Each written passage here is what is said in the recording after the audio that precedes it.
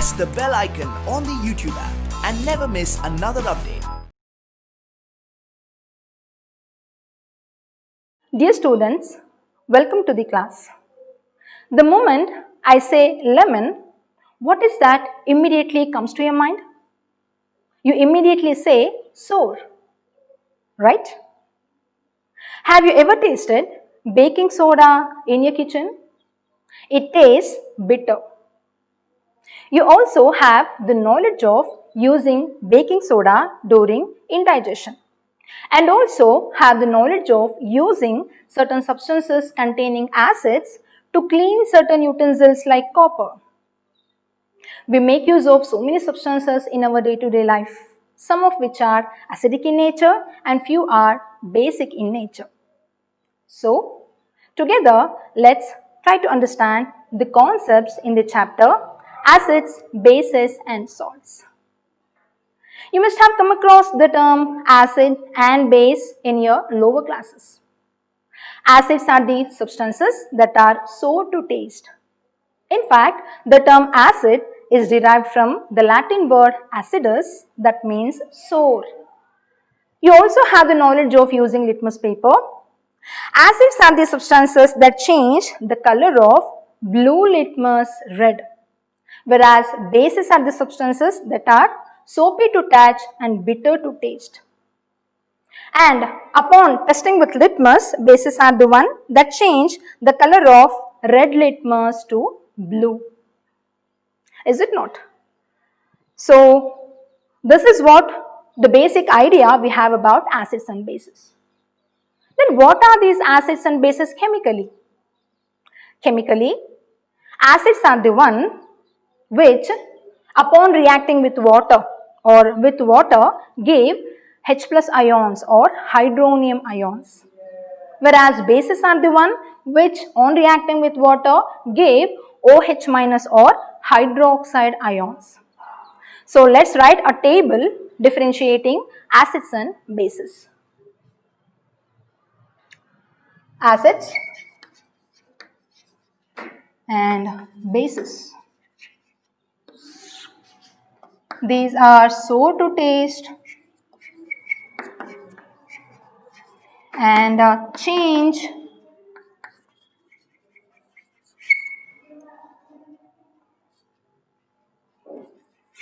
blue litmus to red, and they produce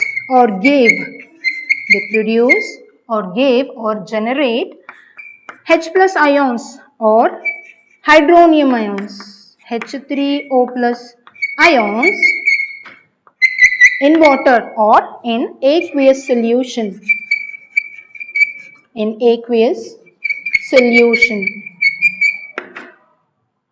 a similar way, let's write something about bases. Bases are the one which are bitter to taste. They are bitter to taste and soapy to touch. They are soapy to touch. And about what litmus test? Bases change red litmus to blue,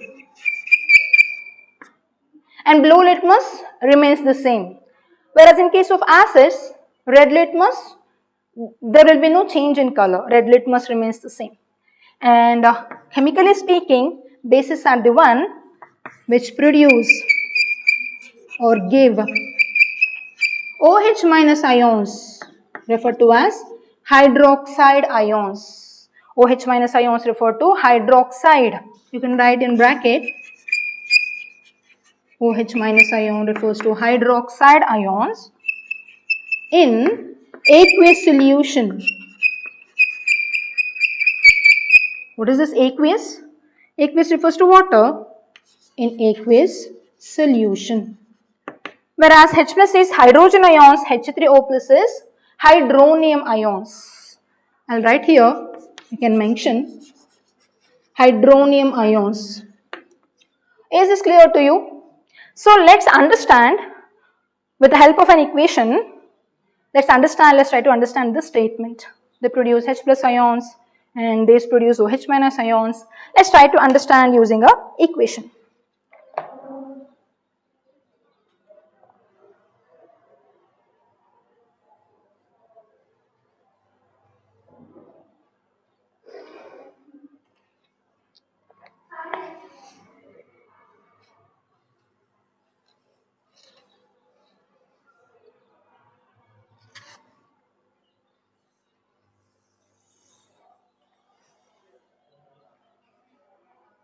I told you these are the one which gave H plus or H3O plus ions, and here is an equation that depicts it. Let's consider acid. HCl, hydrochloric acid, is a acid. Upon reacting with water or in aqueous solution, what it gives? It has to give H plus ions plus Cl minus ions and water, and these H plus ions don't exist alone in aqueous solution. H plus ions combine with water to form hydronium ions. So the same equation, we don't usually write this way. The way to write this equation is H3O plus. Hope you got how this H3O plus is got. H plus doesn't exist alone in aqueous solution. It combines with water and gives hydronium ions. H2O plus is hydronium ion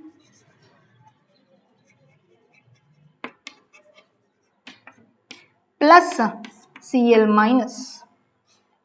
This is with respect to acids.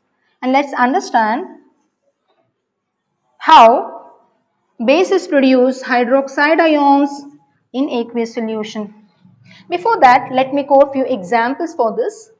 Few examples of acids. Hydrochloric acid, HCl is hydrochloric acid, H2SO4 sulfuric acid, HNO3 nitric acid, you can mention the name HNO3 nitric acid, and acetic acid,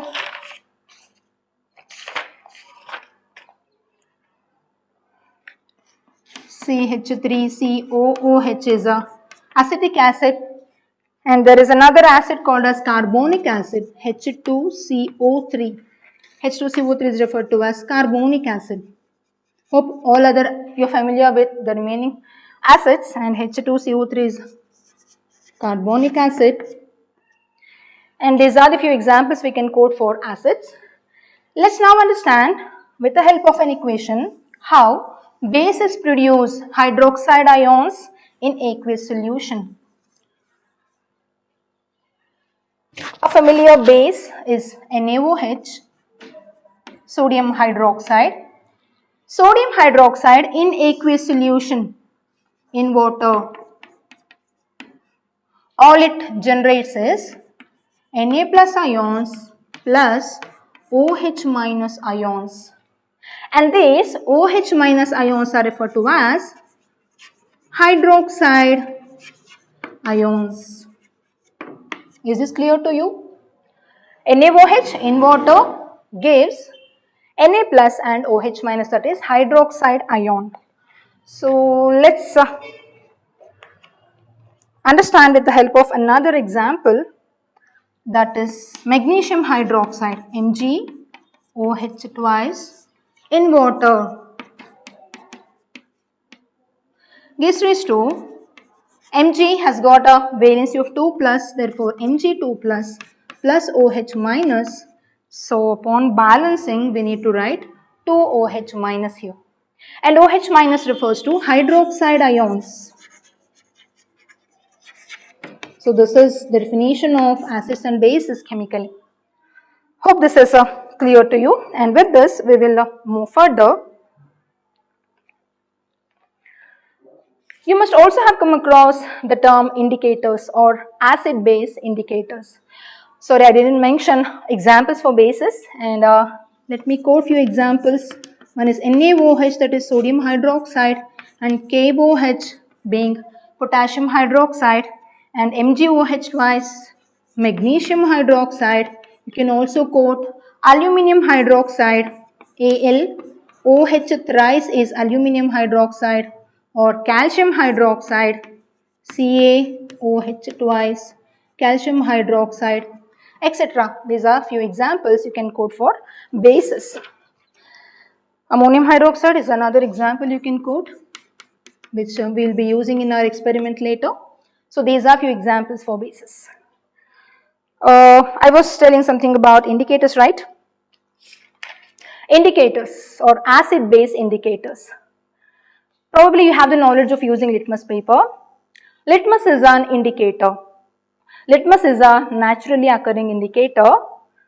It is a plant extract actually obtained from lichen, and there are several other natural indicators. Before we will move on to the concept of natural or synthetic indicators, let's understand what these indicators are. Acid-base indicators. These are the one which indicate whether a given solution or a given substance is acidic or basic. Simple. So indicators are the one that indicate or that reveal whether a given substance or a solution is acidic or basic in nature. How do they do that? There are actually two categories. We can put indicators into two categories. Acid-base indicators which change their color in acidic or basic medium, and the other category belongs to the indicators which change their smell in acidic or basic medium. Basically, we have got two categories. We can put all the indicators into these two categories. There is also another way of categorizing indicators. One is natural, the other is synthetic indicator, and the third is olfactory indicators. Before moving on to that, let's define indicators. Indicators or acid-base indicators. So, acid-base indicators are the substances, or these are the one these are the substances which, what do? They change their color. They change their color. Some of the indicators change their color in acidic medium, whereas they remain neutral. They don't change their color in basic medium. And there are some other indicators which work vice versa. There are some indicators which change their smell in acidic medium, or which change their smell in basic medium, or which do not show any changes in a particular medium. So how shall we define this? These are the substances which change their color or smell, in various types of, or in different types of substances or solutions.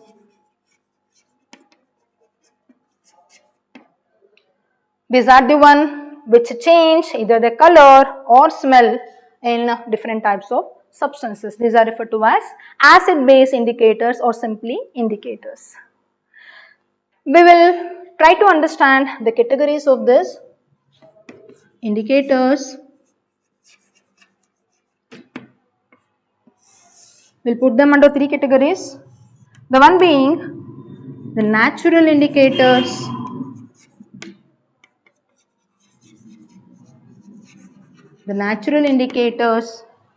synthetic indicators, synthetic is artificial, synthetic indicators, and the third category being olfactory indicators.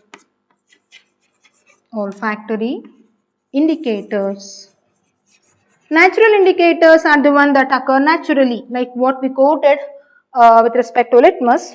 Litmus is extracted from lichen, and original color of this litmus will be purple, and there are so many such naturally occurring indicators. Examples being, the one is litmus and the other is Turmeric. You must have observed the changes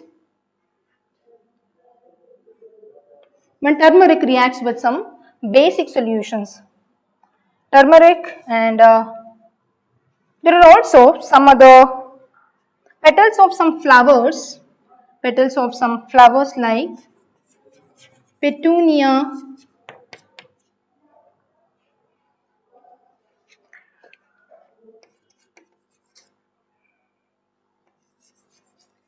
hydrangea, and the other is geranium. These are some of the examples for natural indicators, and I'll write something about synthetic indicators here. Synthetic indicators are the one that are synthesized, in a sense, that are man-made. These are the chemicals. Synthetic indicators are the man-made chemicals. The two important synthetic indicators which we come across regularly in our chemistry laboratories are phenolphthalein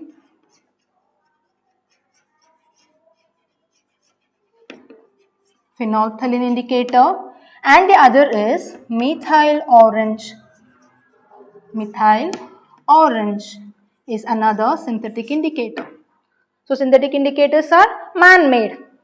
These are the chemicals. And olfactory, the term olfactory refers to smell. Olfactory indicators, how do you define them? Those indicators which change their smell in acidic or basic medium are referred to as olfactory indicators. And examples for olfactory indicators are onion, clove, vanilla. So these are the examples for olfactory indicators. Students, with this background, let's try to perform activity 2.1, and in the activity 2.1 we have been asked to collect few samples, and I have got some 6 samples here from science laboratory, and I have also got litmus blue and red litmus and few indicators like phenolphthalein and methyl orange. So let's perform the activity, and while performing activity you need to observe the changes and you need to note down the changes. Later you will have to fill table 2.1. So be alert and note down the changes that you observe. This is methyl orange indicator, and this is phenolphthalein indicator, a colorless indicator. And here is, we have blue litmus papers, blue litmus, and this is red litmus. Is this clear to you? And I have got few samples. I have labeled some test tubes with sample number 1, sample number 2, sample number 3 as such. And I have few samples here. Hydrochloric acid, nitric acid, this is sulfuric acid, and this is acetic acid. And I have few other solutions like NaOH, sodium hydroxide, and also ammonium hydroxide. Shall we start? Okay.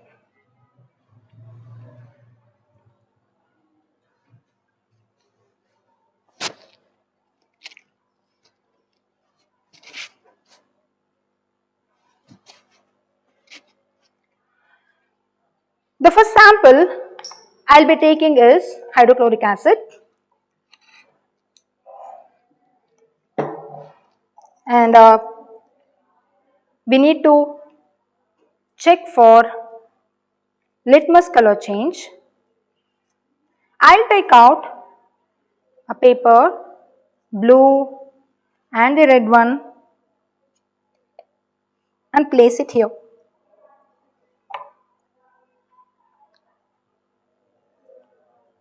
The one I kept was blue litmus, and here is red litmus.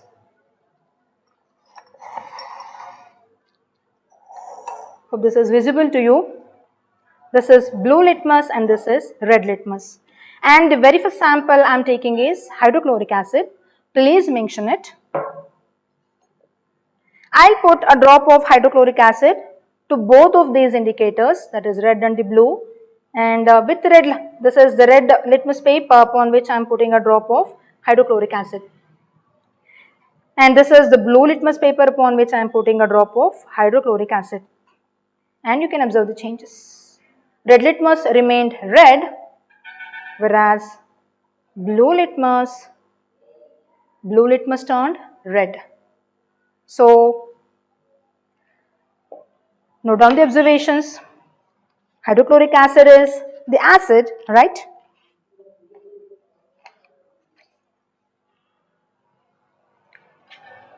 And the other sample I am taking is nitric acid, and before moving to nitric acid, I want to complete the test with other indicators too. Sample 1, I will put few drops of hydrochloric acid to this test tube. The test tube mentioned sample 1.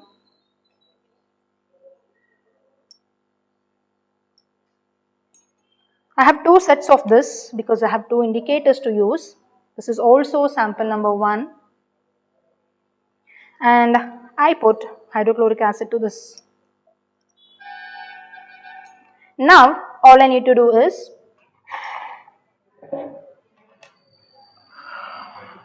I need to put indicators. One is methyl orange and the other is phenolphthalein indicator. So, sample number 1, I have put phenolphthalein to this. Please note down the changes that we come across.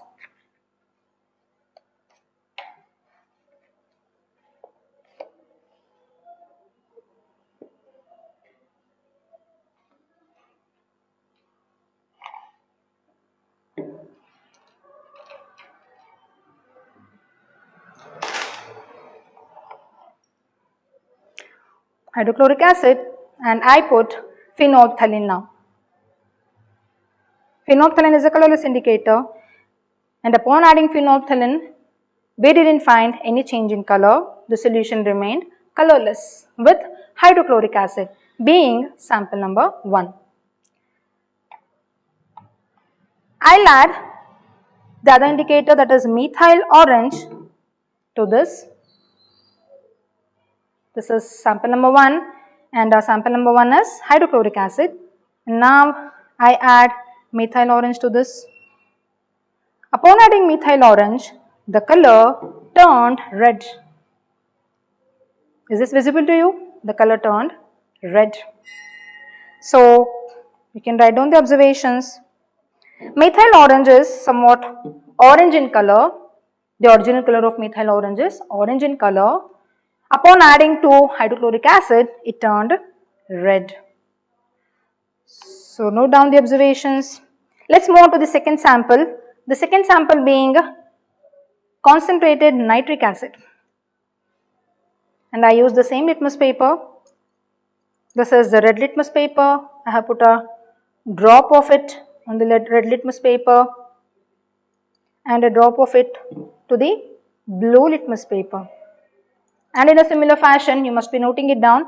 Blue litmus is turning red with nitric acid and the red litmus remains red. And blue litmus almost turned red, looking like a red litmus now. You can note down the observations. And this is sample number 2. I'll add few drops of nitric acid to the test tube labeled as sample number 2. And what I have got to do, I'll check it with the same phenolphthalein indicator.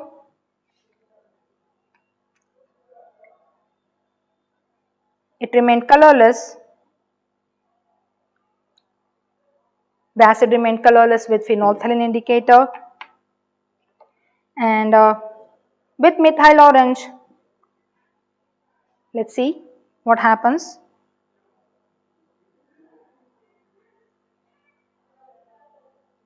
It turned red again. Sample number 2 was nitric acid. We are done with nitric acid and we will move on to the other acid, sulfuric acid. And I have got to take few other strips of red and blue litmus.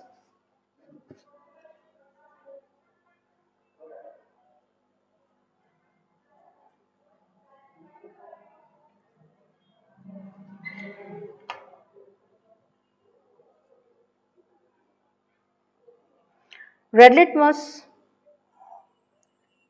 here, and this is blue litmus.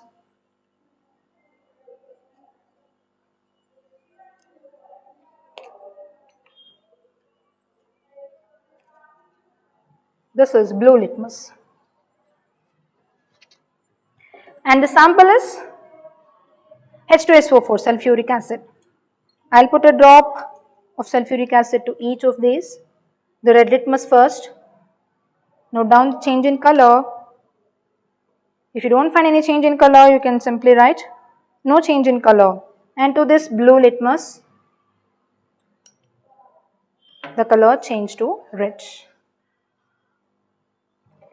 Hope you have observed it.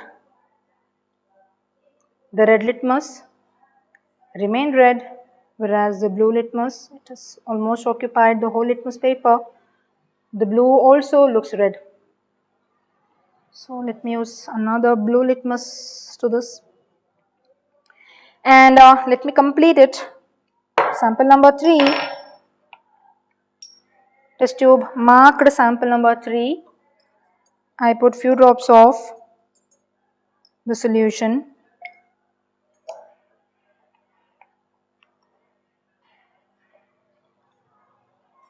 H2SO4.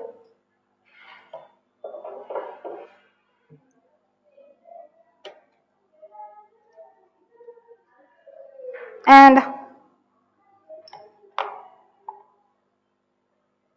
phenolphthalein to this. Keep observing. Again, we didn't find any change in color. And to this, I need to add methyl orange, right? This is sample number 3. I need to add methyl orange to this. The color changed to red. Hope this is clear to you. Let's move on to the other sample, that is acetic acid. This is acetic acid. Sample number 4 is acetic acid. This is red litmus paper. I have put a drop of it on red litmus paper and also blue litmus paper. The color of red litmus remained the same, no changes observed, whereas the blue turned red. Is this visible to you? This is sample number 4, right? I put few drops of acetic acid to the test tube marked sample number 4.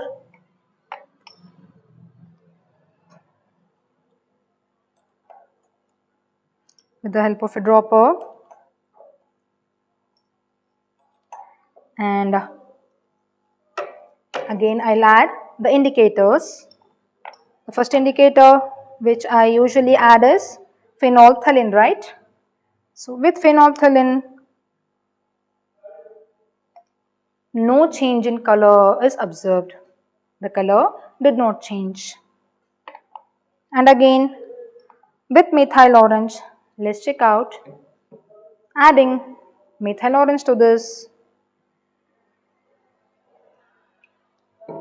the color changed to red with acetic acid. Further, we'll take out sodium hydroxide, being sample number 5, sodium hydroxide, and I'll take out few other strips of blue and red litmus.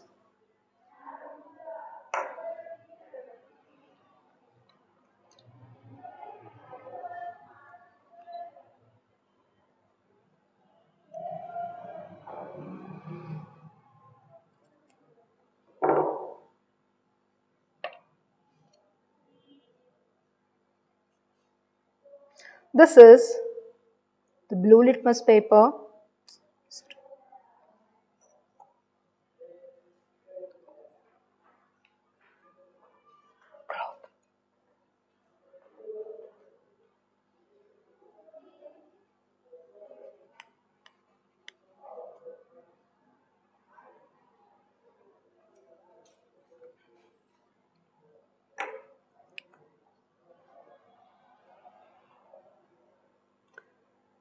The red litmus paper is here.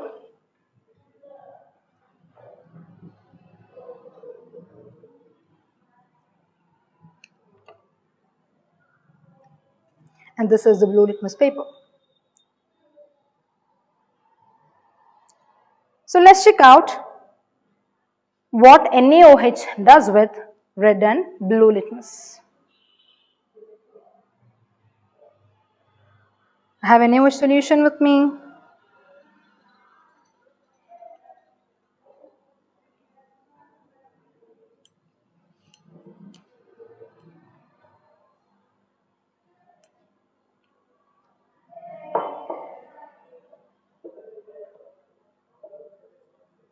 Let me put a drop of NaOH to red litmus first and blue litmus later.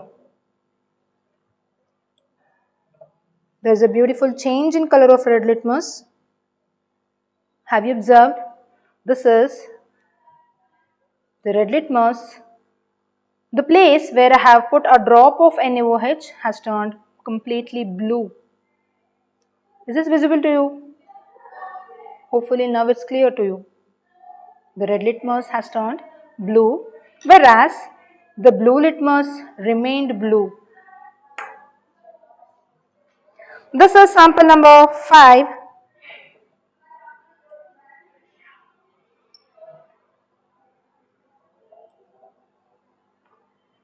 And sample number 5. I add few drops of NaOH, and phenolphthalein is the indicator which I put first. Phenolphthalein indicator, and this is sample number 5. Sample number 5 is NaOH, right? Note down the changes. Do you find any changes in this? The color beautifully changed. It looks like dark pink. Is this visible to you? The color is dark pink. And let me put methyl orange to this.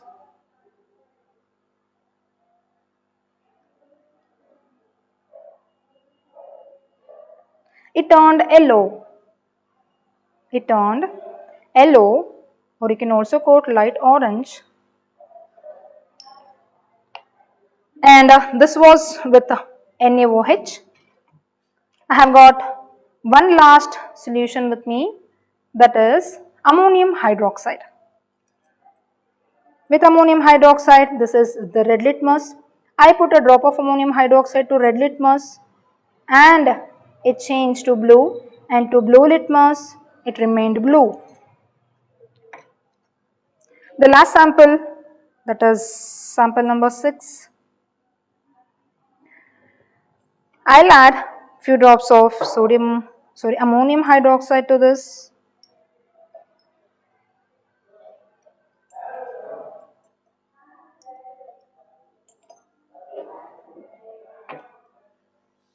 Phenolphthalein indicator.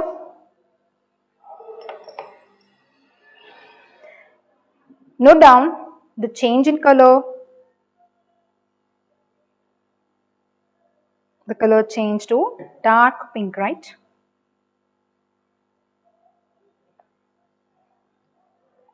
And with methyl orange, it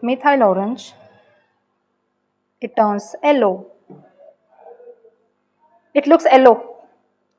Okay, I thought it was light orange in color, but no, actually both the solutions look perfectly yellow.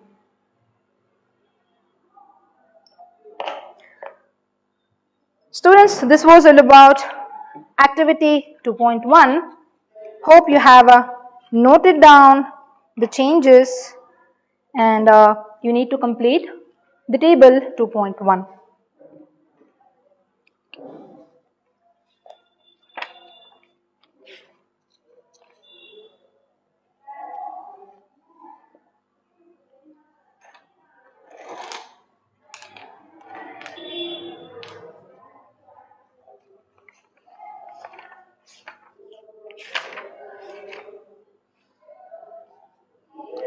Hope the activity was interesting and I hope you complete the table 2.1. Now I write a table which depicts the change in color with respect to certain indicators. I'll write down a table, and this table could help you in certain ways.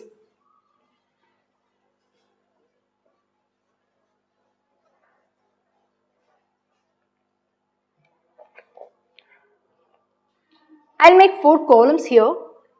The first column, indicator, and in the second column I'll write its original color,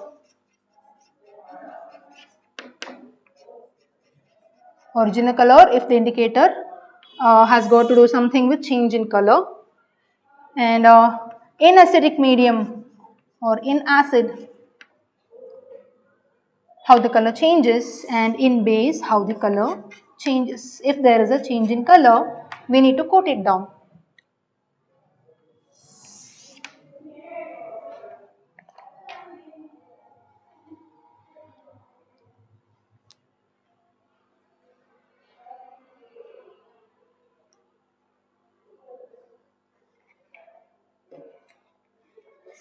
We'll start with the litmus.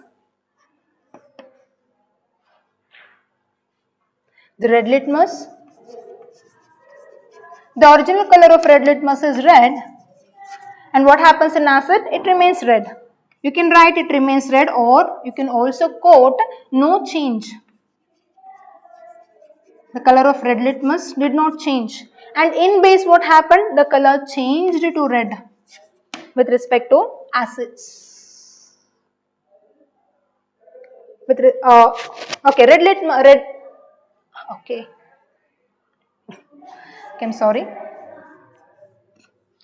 I'm speaking about red litmus, right? Red litmus remains red in acid, and it also, and in base it has to remain blue. Blue litmus, it has to, red litmus, its original color is red, whereas in acid it remains red. In base it turns blue. So whereas blue litmus original color is blue, whereas with acids it changes to red, right? With acids it changes to red, whereas in base it remains blue. This is all about blue litmus.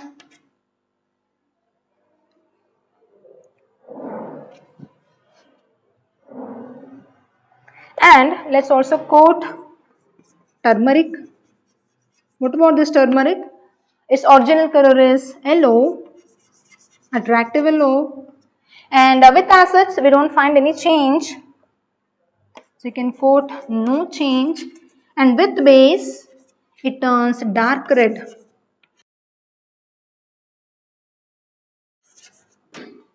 It turns somewhat like dark red, or you can quote a brick red.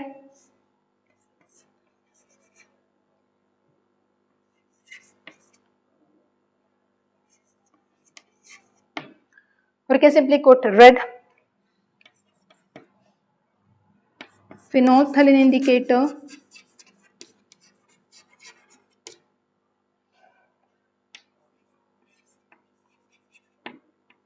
Phenolphthalein indicator, original color being colorless. Colorless. And what happened with acids? Colorless. With acids, no change was found. After turmeric, let's understand how phenolphthalein changes its color in a basic medium. Phenolphthalein, its original color is colorless, and in acid also it remained colorless. Hope you remember the activity which we performed. Whereas in base it turned dark pink, right? Okay, this was all about phenolphthalein and methyl orange indicator. Methyl orange. Methyl orange original color is orange. Orange. And what happened in acidic medium to this methyl orange? It turned red, right? We observed it turning red, whereas in bases it gave yellow color. This was all about methyl orange. In acidic medium it turned red, and in a basic medium yellow color was observed. Let's understand something about these olfactory indicators. Onion,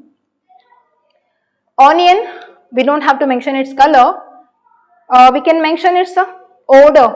Onion will have some particular odor or some characteristic odor, and color is not applicable to this. In acid, onion does not produce any special or any change in smell. All you can quote is no change in odor.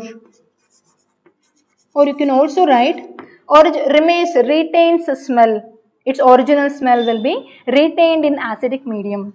Whereas in base it loses its odor. Loses odor in basic medium.